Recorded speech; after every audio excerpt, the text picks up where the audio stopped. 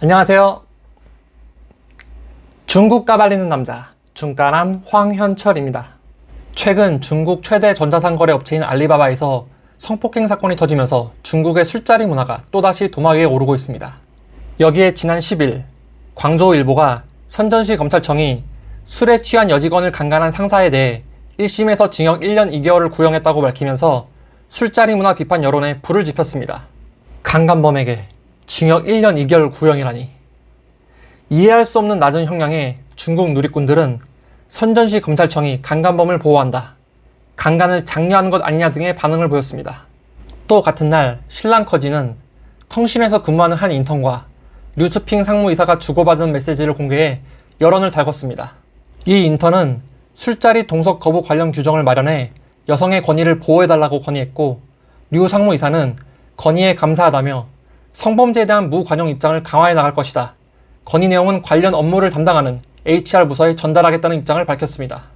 앞서 작년 8월에는 샤먼 국제은행 소속 신입 여직원이 회식 자리에서 상사의 술 권유를 거절했다는 이유로 뺨을 맞아 여론의 공분을 산 바 있습니다. 이 밖에도 비슷한 유형의 사건 사고를 보면 공통점이 보입니다. 술자리가 발단이 됐고 상사에 의한 범죄고 피해자는 여성이라는 점입니다.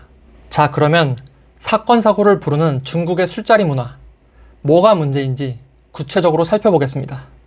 먼저 중국의 대표 검색 포털 바이두가 정리한 술자리 문화 특징부터 보겠습니다. 첫 번째 특징은 술 권유 문화입니다. 중국에서 술 권유는 주로 갑을 관계, 비즈니스 관계, 이성 관계에서 나타납니다. 그런데 술을 억지로 권하는 경우 저는 보지 못했습니다. 굉장히 드물 겁니다. 보통 술을 못 마신다고 말하면 술을 권하지 않습니다. 분위기 때문에 억지로 마시는 경우는 있을 겁니다. 참고로 중국은 대학에 술 문화 자체가 없고 술을 즐겨 마시는 여성이 상대적으로 적은 편입니다. 직장 내 회식도 우리처럼 잦은 편이 아닙니다. 여기서 문제가 되는 것은 앞에서 말씀드린 갑을 관계, 비즈니스 관계, 이성 관계 등이 서로 얽힌 술자리에서 일어나는 술 권유, 술 강요라고 봅니다. 두 번째 특징은 주량은 성이다입니다. 친구는 술을 빼지 않는다, 不喝酒就不够朋友. 취하지 않으면 술자리가 끝나지 않는다, 不醉不归 등의 중국 표현을 통해 주량의 중요성을 알 수 있습니다.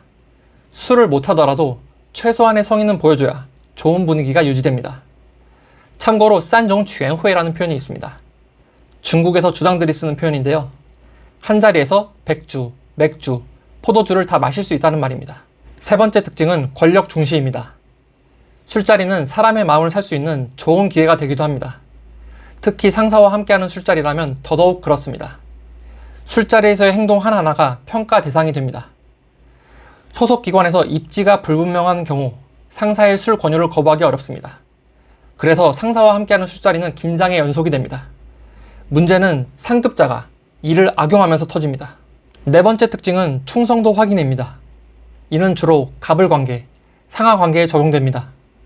상사는 아끼는 부하 직원을 다양한 술자리에 대동합니다. 이를 통해 상호 간의 관계를 확인하고 강화하며 발전시켜 나갑니다. 다섯 번째 특징은 자원 낭비입니다.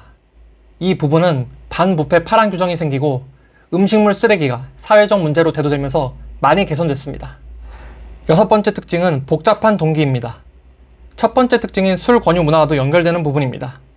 주로 권력과 돈, 성거래 등을 목적으로 하는 술자리 문화입니다. 중국의 술자리 문화 특징을 살펴보니 자원 낭비 부분을 제외하고 정도의 차이만 있을 뿐 우리나라도 비슷한 것 같습니다.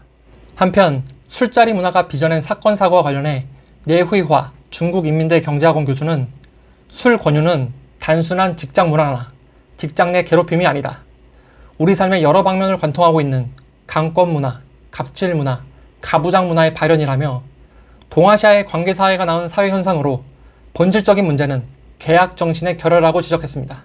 이와 함께 내 교수는 중국, 일본, 한국 등을 예로 들어 동아시아 지역의 술 권유 문화가 보편적으로 자리 잡은 이유는 이들 지역이 전통적인 관계사회에 속해 있어 정체성을 지나치게 강조하기 때문이라고 말했습니다. 이 같은 지적은 내 교수가 지난해 상사의 술 권유를 거절한 여직원이 뺨을 맞은 사건이 터진 이후 작성한 글에서 발췌한 것입니다. 내 교수는 알리바바 성폭행 사건이 터지자 지난해 올린 글을 다시 공유하면서 술을 권하고 강요하는 문화는 저속하다, 썩어 빠진 문화다, 이는 현대 문명과 완전히 배치되는 문화라며 강한 분노를 드러냈습니다. 그리고 중국 신징바오는 지난 11일 젊은 층 술자리 문화에 더 이상 복종 안 해 란 제목의 기사에서 알리바바 성폭행 사건을 언급하며 음주운전과 술 권유에 대한 책임 강화로 술을 권하는 문화가 사그라졌지만 여전히 문제가 되고 있다고 지적했습니다. 이어 술자리 문화가 직장으로 또 직장 내 성희롱과 연결되면서 성범죄의 온상이 되었다며 젊은 층들이 싫어하는 것은 술이 아닌 음성적 권력의 여러 패단이라고 꼬집었습니다. 또 신징바오는 중국 뉴스 주간이 지난 9일 실시한 설문조사 결과를 인용해 응답자의 80% 이상이 술자리 문화에 극도의 반감을 품고 받아들일 수 없다고 답했다고 밝혔습니다. 다음으로 이렇게 강한 거부감을 일으키는 중국 술자리 문화에 어떤 예절이 있는지 보겠습니다.